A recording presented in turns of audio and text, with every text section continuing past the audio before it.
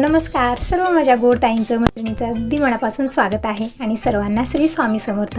तर मी इथं काय करत आहे तर आज फ्रीजची डीप क्लिनिंग होत आहे. फ्रीजचे पूर्ण पार्ट काढून मी स्वच्छ क्लिनिंग करून घेतलेली आहे. कशाने केलेली आहे तर लिंबू आणि खाण्याचा सोडा मिक्स करून घेतला. एक 5-10 मिनिट फ्रीजला लावून ठेवलं. नंतर कॉटनच्या कपड्यानं पूर्ण फ्रीज मी पुसून घेतलेला आहे. कसेही पिवळे डाग असू द्या, कसली जबरदस्त डाग पडलेले असू द्या, पूर्ण निघून गेले. एकदम चमकत आहे फ्रीज. तर फ्रीजची क्लिनिंग झाली. दीपक दिनीची मदत खूप भेटत आहे.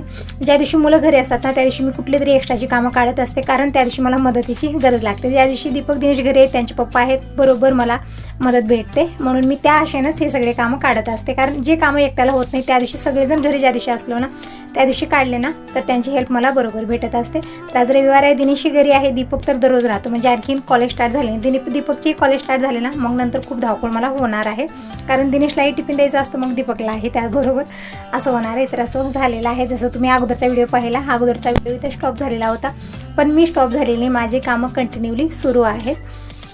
तर फ्रीजची छान क्लिनिंग झालेली आहे, छान चमकत आहे. आणि जिथं फ्रीज ठेवलेलं आहे तिथं पाहू शकता एकदम स्पेस कमी आहे. जितकं फ्रीज आहे ना तितकं स्पेस आहे. एकदम त्याच्या बेतानंच ते बांधकाम करते वेळेस सोडलेलं आहे. तर तेवढ्या जागेत ते फ्रीज बसतो. त्याचा स्टँडही बसत नाही, कारण स्टँड थोडासा मोठा असतो, तिथं बसत नव्हता, तर काढून टाकलेला आहे. फक्त फ्रीज तिथं ठेवलेला आहे. तर फ्रीज मागं दिनेशनं सरकवलेला आहे. आणि मागलच्या साईडला जी जागा आहे ना फ्रीजच्या मागं कॉर्नर एकदम घाण झालेला होता, कारण तिकडे आपला हात जात नाही, दररोज झाडू मारता येत नाही. फ्रीज अलीकडे वळून घ्यावं लागतं, तेव्हा कुठे तिथे डीप क्लिनिंग होते. तर आज पूर्ण घासणीनं घासला अगोदर, कारण तिथं हात जात नाही म्हणून थोडीशी असं झालं ना, टाईल्स एकदम कलर चेंज झालेला होता. तर छान मी पुसून घेतलं. नंतर मॉपनं पूर्ण पुसून घेतलेलं आहे, क्लीन दिनेशनं केलेलं आहे. नंतर फ्रीज सरकवलं. मग नंतर मी सगळे पार्ट फ्रीजमधले जे काढून ठेवलेले होते ते सगळे मी छान क्लीन केले. बाहेर उन्हाला नेऊन ठेवलं थोडा वेळ. पूर्ण पाणी गेल्यानंतर आता आतमध्ये घेऊन आलेलो. कवरही मी सगळे धुलेले आहेत, आणि जे वरचं कवर आहे तेही मी अगोदर स्वच्छ धुवून उन्हाला टाकलं, कारण ऊन तितकं नाही आहे. आता पावसानं सुरुवात केली आहे, 3-4 दिवस झालं ऊन अजिबात नाही इकडं. तर फ्रीजची छान क्लिनिंग झालेली आहे. फ्रीजमध्ये एक पार्ट काढून मी छान क्लीन करून घेतले, बाहेर नेऊन ठेवले. पाणी हडकल्यानंतर आतमध्ये घेऊन आलेलं आहे. आता सगळे परत लावूया. आणि हे जे फ्रीजमधलं आहे ना वरचं बाजूचं जे कप्पा आहे ना ते खाणं आहे ना बसत नव्हता. नंतर आम्ही फ्रीज अलीकडे वळलं आणि मग लावलेलं आहे, कारण त्याची डोरी पूर्णपणे खुलत नाही आहे. असं झालेलं नाही बांधकाम एकदम फ्रीजच्या मापाचं झालेलं आहे, अजिबात डोरी खुलत नाही त्याची. तसं झालं एकदम डब्यात घातल्यासारखं ते फ्रीजला झालेलं आहे. तर असं ठेवलेलं आहे. सगळे पार्ट परत लावलेले आहेत. आणि हे जे आहे ना वरचं कवर फ्रीजचं तेही स्वच्छ धुवून टाकलेलं होतं, छान हडकलेलं आहे. ऊन तितकं नाही तरी बघा लवकर धुवलं मी, छान हडकलेलं आहे. तर आता परत हे अंतरूया, म्हणजे धूळ वगैरे पडणार नाही.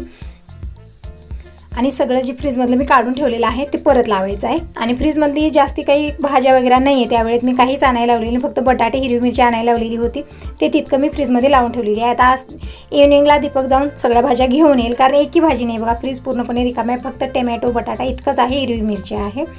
तर असं झालेलं आहे. फ्रीजची डीप क्लिनिंग झालेली आहे. आता जितके भांडे होते ते सगळे मी क्लीन करत आहे. तोपर्यंत दिनेश इकडं बेडरूममध्ये हे सगळं क्लिनिंगचं काम म्हणजे पुसण्याचं काम करत आहे, टाईल्स पुसण्याचं. कारण दररोज मी कपड्यानं पुसत असते, हातानं खूप मेहनती लागते.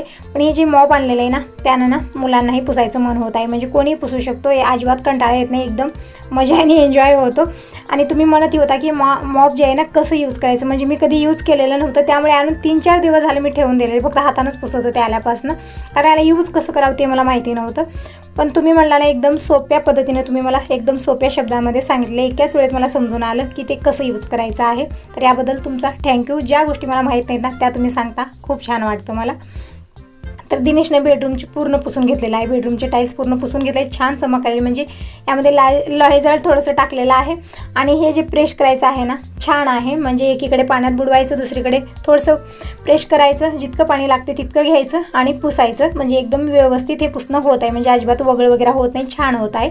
आणि 2-3 वेळा मी पाणी चेंज केले, म्हणजे बेडरूममध्ये 1 वेळा पाणी चेंज केलं, म्हणजे यामध्ये जास्त पाणी बसतच नाही, फक्त 1-2-4 डबे मग पाणी टाकलं ना बस तितकंच बस होतं. त्यामध्ये 1 टोपण मी लिक्विड टाकते आणि 1 बेडरूमची क्लिनिंग झाल्यानंतर किचनसाठी वेगळं पाणी बदलून घेतलं. पण या मॉपनं काय होतं ना, जिथं धूळ आहे वरती वगैरे खिडकी किंवा दारं दरवाजे जे मी पुसत असते ना ते मला हातानंच पुसावं लागलं, कारण यानं जमणार नाही बघा. आणि जे सोप्यावर वगैरे धूळ बसते तेही आपल्याला हातानंच अगोदर पुसायची, नंतर मग या मॉपनं मला टाईल्स पुसावे लागतील. तर असं छान आहे, तितकी मला मेहनत लागत नाही आता, म्हणजे अगोदर ना खूप दम लागायचा, एकदम वाकून झुकून पूर्ण शरीराची हालचाल होत होती. पण यानं अजिबात झुकायची काही गरज नाही, एकदम व्यवस्थित आणि लवकर टाईल्स पुसणं होत आहे. एकदम कमी मेहनतीमध्ये कमी वेळामध्ये पटकन पूर्ण टाईल्स पुसणं होत आहे. म्हणजे अगोदर कसं बघा भरपूर वेळ मला लागायचा, अर्धा ते पाऊण तास आरामात लागायचा bedroom, kitchen room, hall, porch पुसण्यासाठी. पण यानं बघा एक 15-20 मिनिटामध्ये होऊन जातं. पण वेगळं आपल्याला हे जे टी टेबल आहे, नंतर खिडक्या, दार, चौकटी जे दररोज प्रमाणेच मी पुसत आहे. म्हणजे अगोदर लिक्विडचं पाणी भरून घेतलं, पूर्ण मी पुसून घेतलं, तोपर्यंत दिनेशनं पूर्ण टाईल्स पुसलेली होती. तर पहा एकदम छान चमक आलेली आहे. तर हे सगळं पुसणं वगैरे झालं, एकदम चकाचक घर झालेलं आहे. नंतर दिनेश अभ्यास करत बसलेला आहे आणि गण्याची जेवणाची वेळ झाली. म्हणजे आता दुपारची वेळ आहे, सगळ्यांचं आमचं जेवण खाणं झालेलं आहे आणि गण्याला इथं भाकर टाकलेली आहे. तर चला आता बाकीची तयारी करूया. म्हणजे कपडे वगैरे काढणं, घडी घालून ठेवणं, हे सगळी दुपारच्या वेळेतली कामं मी आवरून घेते. नंतर मला इडलीचं बॅटर बनवायचं आहे. कालच मी तांदूळ पाण्यात टाकून ठेवलेले होते. तांदूळ, उडीद डाळ आणि मेथी दाणा तिन्ही भिजत ठेवलं. पोहे आता घेतलेले आहेत आणि पोहे तर मी 1 ते 1.5 वाटी घेतली. थोडेसे बुडाचे पोहे संपलेले आहेत. काल पोहे करते वेळी बघा थोडेसेच होते, तर आणखीन मी त्यामधलेच थोडेसे ठेवले, मला इडलीसाठी लागणार होते. तर आता बघा लिस्ट बनवून देणार आहे मी. किराणा खूप काही संपलेला आहे, आणायचा आहे.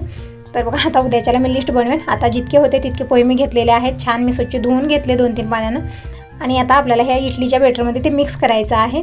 तर पोहे इथं भिजत ठेवले 5-10 मिनिट. 10 मिनिटामध्ये पोहे छान भिजून येतात आणि तोपर्यंत आपण तांदूळ, मेथी दाणा जे भिजू टाकलेला होता मी ते स्वच्छ धुवून घेतलं आहे 2-3 पाण्यानं. आणि उडीद डाळ सालीची आहे, तर यालाही बघा स्वच्छ 2-3 पाण्यात धुवून घेतलं तर पूर्ण साला निघून जातात. तर घरची बनलेली उडीद डाळ आहे म्हणून थोड्याशा साला यावर जास्त आहेत. तर बघा पाहू शकता पूर्णपणे साला निघून गेलेत, एकदम पांढरी शुभ्र उडीद डाळ झालेली आहे. तर ही तिन्ही जिन्नस आपल्याला एकत्र करून घ्यायचे, जसं पोहे, तांदूळ आणि उडीद डाळ आणि मेथी दाणा यामध्ये मी चमचाभर टाकलेला आहे.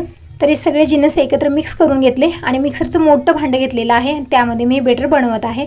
नंतर थोड्या वेळानं काय झालं, म्हणजे एक वेळा मी मिक्सरला फिरवून घेतलं, छान बॅटर बनलेलं होतं. दुसऱ्या वेळा घातलं तेही छान बॅटर बनलं. जेव्हा मी तिसऱ्या वेळेला घातलं थोडंसं जास्त होतं. मी काय विचार केले की 2 वेळा कुठं करावं, म्हणून मी भरपूर घातलं एकत्र. तर हे जे मोठं मिक्सरचं आहे ना भांडं, त्यामधले पातेच तुटून गेले. थोडा वेळ काय झालं मलाही समजलं नाही. काय झालं ना, त्याच्यामधले जी पाते तुटून गेले आणि मिक्सरचा डब्बा त्या मिक्सरच्या ह्याच्यातनं निघतच नव्हता.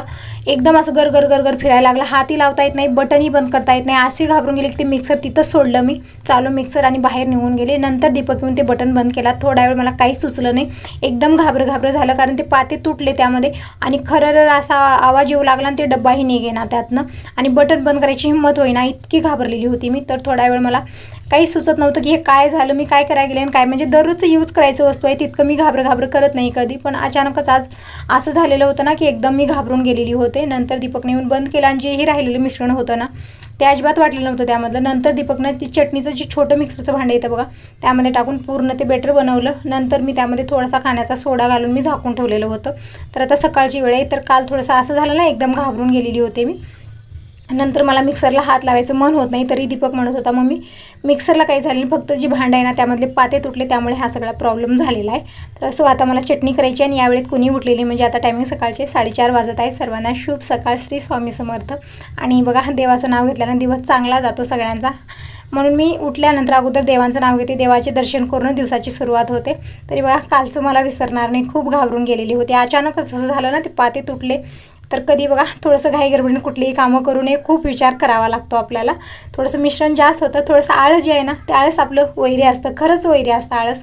त्या आळसामुळेच हा सगळा प्रॉब्लेम, हा सगळा गोंधळ झालेला होता. काल खूप घाबरलेली होते मी. तर आजची इडली मी कधी विसरणार नाही. तर असं इथं मी काय करत आहे, तर इडलीसोबत ताज्या नाळची चटणी बनवणार आहे आणि सांबरही बनवणार आहे. त्यासाठी मी तर तुरीची डाळ स्वच्छ धुवली आणि कुकरला लावली आहे. जोपर्यंत डाळ शिजते तोपर्यंत मी इकडं चटणीची तयारी करत आहे. तर त्यासाठी मी इथं घेतलेलं आहे ताजं नारळ. तर भरपूर ताजं नारळ होतं, म्हणजे 2-3 नारळ फोडलेली होती. तर त्यामधलं थोडंसं नारळ खराब झालं, कारण रिमझिम पाऊस दररोज चालू आहे आणि मी त्याचं काही बनवलेलं नाही आहे. मला वाटलं ना इडलीसोबत चटणी बनवावी, पण बघा 2-3 दिवसामध्येच ते पूर्ण खराब झालं होतं. जितकं चांगलं होतं तितकं मी तुकडे बनवून घेतलं. त्यामध्ये हिरवी मिरची, अद्रकचा तुकडा, लसणाच्या पाकळ्या, थोडीशी साखर, चवीपुरतं मीठ, हे सगळं टाकलं. छान इथं मिक्स केलं, म्हणजे थोडासा शेंगाचा कूटही टाकलेला आहे आणि मिक्सरला एकदम बारीक वाटून घेतलं. थोडंसं घाबरत वाटलं, कारण एक वेळा शॉक लागला, नंतर खूप भीती वाटते. तर असं ताज्या नारळाची चटणी वाटून झालेली आहे. वेगळ्या भांड्यात काढलं आणि जितकं लागतंय तितकं पाणी टाकलेलं आहे. आणि आता इथं फोडणी देऊया. तर फोडणीसाठी आपल्याला फक्त इथं जिरं मोहरीच मी घेतलेलं आहे. कढीपत्ता असला तरी टाकला असता, पण आता बाहेर अंधार आहे. कढीपत्त्याचं झाड आहे, ताजा फ्रेश कढीपत्ता भेटतो, पण आता बाहेर एकदम अंधार आहे. म्हणजे पहाटेची वेळ आहे, 5 वाजलेत, बाहेर पूर्णपणे अंधार आहे. मी आणखीन गेटही काढलेलं नाही आहे, त्यामुळे त्यामुळे मी बाहेर काही गेलेली नाही, कढीपत्ता आणलेली, फक्त जिरं मोहरी याची फोडणी टाकलेली आहे, मस्त चटणी म्हणून तयार झालेली आहे। आता इथं मी काय करताय, तूर डाळ शिजलेली होती तर सांबार मला बनवायचं आहे, पण त्या अगोदर इथं मी टिफिनसाठी मेथीची भाजी बनवत आहे, मेथीचं भाजीचं सार बनवत आहे, म्हणजे एकदम मोकळी बनवली, मसुरी डाळ टाकून तेही गिळत नाही, तर म्हटलं इथं थोडीशी पातळसर बनवावी तुरीच्या डाळीमध्ये। तर बघा चटणीला वरून मी थोडीशी कोथिंबीर टाकलेली आहे, झाकून ठेवलं, चटणीचं काम झालेलं आहे, झाकून साईडला ठेवलं। आता पटकन भाजी बनवून घेते। तर येथे मी मेथीची भाजी कशी बनवते, कढईमध्ये 2 चमचे तेल घेतलं, त्यामध्ये मोहरी जिरं टाकलेलं आहे, ते छान चटकल्यानंतर एक 10-12 पाकळ्या लसूण मी ठेसून टाकलेला आहे, परतून घेतलं। नंतर त्यामध्ये मी थोडासा धना पावडर, थोडीशी हळदी पावडर टाकली, परतून घेतलं आणि मेथीची भाजी टाकली। मेथीची भाजी मी रात्रीच निवडून स्वच्छ धुवून घेतलेली आहे आणि चिरून घेतली एकदम बारीक, म्हणजे दातात वगैरे अडकायचा प्रॉब्लेम राहत नाही। बारीक चिरून घेतलं, तेलात टाकून परतून घेतलं, पटकन काही टाकायचं नाही, मेथीची भाजी छान परतून घ्यायची थोडीशी तेलामध्ये होईस्तोवर। मग नंतर यामध्ये मी हिरवी मिरचीची पेस्ट टाकलेली आहे आणि 3-4 टोमॅटो मी चिरून टाकले बारीक आणि चवीपुरतं मीठ टाकलेलं आहे, मिक्स केलं आणि कमी गॅसवर झाकून ठेवायचं आहे। टोमॅटो छान विरघळजोसर आपण बाकीची तयारी करूया, कारण सकाळची वेळ कशी असते, कितीही कामं करा धावपळीने तरीही बघा आपल्याला वेळ ते कमी पडतो सकाळचा। असं वाटतं की वेळ खूप पटकन जाते, पण वेळ आपल्या वेळेप्रमाणे जातो। आपली कामं यावेळेस जास्त असतात, धावपळीची असतात, म्हणून आपल्याला वाटतं की वेळ खूप लवकर जात आहे। तर इथं आणखीन एक वेळा मी भाजीला परतून घेतलेला आहे आणि थोडा वेळ झाकून ठेवलं, तोपर्यंत आपण इकडे इडलीची तयारी करूया। तर इथं मी जे इडलीचं भांडं आहे, पात्र आहे, त्यामध्ये मी पाणी टाकलेलं आहे आणि झाकून ठेवलं। पाण्याला उकळी येते तोपर्यंत इकडे सगळ्या प्लेटाला आपल्याला तेल लावून घ्यायचं आहे। छान प्रकारे तेल लावलं ना तर इडली जी आहे ना प्लेटाला अजिबात चिटकणार नाही। किंवा आपण इथं कपडाही घेऊ शकता, म्हणजे कॉटनचा कपडाही बघा घालायचं यावरती, त्यावरही बेटर ओतायचं, म्हणजे इडली छान बनते, एकदम छान अशी वापरते आणि मऊसूत बनते। पण मी ते काही घेतलेलं नाही, फक्त इथं तेल लावून घेतलेलं आहे सगळ्या प्लेटाला आणि बेटर जे आहे ना यामध्ये फिल्ड करायचं आहे। म्हणजे मीठ मी रात्री टाकलेलं नव्हतं, यामध्ये फक्त खाण्याचा सोडा टाकलेला होता। आता यावेळेस मी यामध्ये चवीपुरतं मीठ टाकलेलं आहे, मिश्रण छान मिक्स करून घेतलं आणि सगळ्या प्लेटामध्ये बेटर फिल्ड केलेलं आहे। तोपर्यंत इकडं उकळी आलेली आहे पाण्याला, तर त्यामध्ये सगळे प्लेट आपल्याला उचलून ठेवायचे आहेत। तर मला इथं ना थोडंसं प्लेटाची साईजच कळत नाही, मागं पुढं होतात, म्हणजे जी मोठा आहे ते अगोदर ठेवते, जी छोटा आहे ते नंतर ठेवते, असं होतं। मग नंतर ते आणखीन बघून काढून मी ठेवत आहे, तर थोडंसं झालेलं होतं। छोटा असलेलं म्हणजे जे छोटं आहे ते खालच्या साईडला ठेवायचं, पण मला ते समजतच नाही, एकसारखे दिसतात सगळे, पण ठेवायला गेलं ना ते मोठे बारीक होतात तिथं। तर ठेवलेले ते एकदम 5 प्लेट आहेत, सगळे ठेवले, वरती खलबट ठेवले, कारण याचं जे टोपण आहे थोडंसं लूज आहे, हवा जाते, त्यामुळे ते वरती झाकलं म्हणजे लवकर आपली इडली शिजून तयार होईल। आणि इकडं मी भाजी बनवत आहे, म्हणजे पाहू शकता टोमॅटो छान विरघळलेला आहे। आता यामध्ये आपल्याला टाकायची आहे तूर डाळ मिक्स केलेली। तर अशा पद्धतीने मेथीची भाजी बनवा, खूप आवडेल सगळ्यांना, मुलं खूप आवडीनं खातात ही भाजी आणि बघा भातासोबत चपातीसोबत होऊन जाते। आपण जर मसूरची डाळ मुगाची डाळ टाकून मोकळी भाजी सुकी भाजी बनवली ना तर थोडंसं बघा चपातीसोबत खातात, पण भातासोबत प्रॉब्लेम येतो, त्यामुळे मी अशा पद्धतीने मेथीची भाजी बनवलेली आहे। वरून थोडासा मसाला टाकला, छान मिक्स करून घेतलं आणि भाजी थोडा वेळ कमी गॅसवर झाकून ठेवलेली आहे। आणि इकडे इडलीला आहे बघा एक 10 ते 15 मिनिट इडली छान वापरलेली आहे। तर आता हे सगळे प्लेट काढून खाली ठेवूया, छान गार झाल्यानंतर इडली काढून घेऊ। आणि सांबर बनवायचं आहे, त्यासाठी मी तूर डाळ ठेवलेली आहे, सांबर थोड्या वेळाने बनवून घेते, कारण आता वेळ भरपूर झाली, सांबर काय या वेळेत होणार नाही, कारण दिनेशला कॉलेजला जायची वेळ झालेली आहे आणि यांचंही सगळं आवरलं। त्यांच्यासाठी मी दिलेला होता नाश्ता, म्हणजे इडली चटणी खाऊन चहा पिऊन गॅरेजला गेलेले आहेत आणि आता दिनेशची ताटली तुम्ही तयार करत आहे। भांडे पाहिलं तुम्ही भरपूर झालेले, जेव्हा इडली बनते डोसा बनतो ना असा नाश्ता खूप सारे भांडे होतात, तर सगळे भांडे उचलून खाली ठेवले, कारण किचन काउंटर ठेवलं ना भरपूर स्पेस धरतात आणि कुठलीही कामही तो होणार नाही, त्यामुळे सगळं उचलून खाली ठेवलं, नंतर क्लीन करणार आहे। अगोदर दिनेशला इथं मी इडली आणि चटणी दिलेली आहे। तर पाहू शकता एकदम मऊसूत अशी स्पंज इडली बनवून तयार झालेली आहे। तर दिनेशला दिलं, तोपर्यंत मी भाजी तर अगोदरच बनवून घेतली मेथीची, आता फक्त मला चपात्या बनवायचे, टिफिन पॅक करायचं आहे। दिनेश गेला की मग सगळे भांडे क्लीन करणार आहे आणि दीपक नाही, तो गेलेला आहे रनिंगला, जोपर्यंत दीपक येतो तोपर्यंत मी सगळी मॉर्निंगची कामं आवरून घेते, मग नंतर गरम गरम इडली बनवणार आहे, दीपकचा आणि बाबाचा नाश्ता होऊन जाईल आणि नंतर मी सांबरही बनवणार आहे, म्हणजे बाबा चटणी वगैरे खाणार नाहीत, त्यांच्यासाठी सांबर आणि इडली बनवून घेणार आहे। आणि सगळी मॉर्निंगची कामं आवरलेली आहे, जसं दिनेश आणि दिनेशचे पप्पा गेले त्यांचं आवरून दिलं, नंतर मी सगळी मॉर्निंगची कामं आवरून घेतली, पूर्ण घरात झाडू मारून घेतली, अंगणात पाणी शिंपलेले आहे, रांगोळी बनवलेली, पूर्ण झाडात पाणी दिलेले, म्हणजे सगळी मॉर्निंगची कामं आवरल्यानंतर आता मी आलेले किचनमध्ये, सगळे भांडे उचलून मी किचन काउंटरवर घेतलेले आहेत। पाहू शकता भरपूर भांडे झालेले आहेत। तर अगोदर सगळ्या भांड्यातलं पूर्ण मी खरकट काढून घेत आहे आणि सगळे भांडे घासून घेणार आहे। अशा पद्धतीने भांडे क्लीन केलं किती असो लवकर क्लीन होतात। तर भांडे घासून झाले, किचन काउंट स्वच्छ धुवून पुसून घेतलेलं आहे। आता ब्रश करूया, थोडासा वेळ झालेला आहे, कधी कधी लेट होतो, चलत असतं, कधी कधी एक्स्ट्राची कामं असले ना त्या दिवशी खूपच लेट होतो। तर सगळं हे आवरलं, आता ब्रश करून घेते, आंघोळ करून घेते, तोपर्यंत बाबा दीपक येतील, तोपर्यंत माझी देवपूजा होऊन जाते, मग मी गरम गरम इडली बनवून देणार आहे। तर बाहेरचं वातावरण पहा यावेळेत खूप छान होतं. असं वाटतं ना थोडा वेळ चेअर घालून इथंच बसावं, पण होत नाही, सकाळची खूप धावपळ असते. तर असं हे सगळं होत राहील. तुम्ही सांगा तुम्हाला हा व्हिडिओ कसा वाटला. चांगला वाटला असेल तर व्हिडिओला लाईक करा, पहिल्यांदा पाहत असाल तर सबस्क्राईब करा आणि कमेंट करूनही नक्की कळवा. चला मग बाय बाय, टेक केअर सर्वांना. शुभ सकाळ, श्री स्वामी समर्थ. आणि दूध आमचं आणखीन आलेलं नाही, 10 वाजता येतं. हे शेजाऱ्यांच्या ताईचं दूध होतं, बाहेर ठेवलेलं होतं, तर फ्रीजमध्ये नेऊन ठेवलेले आहे. Bye bye.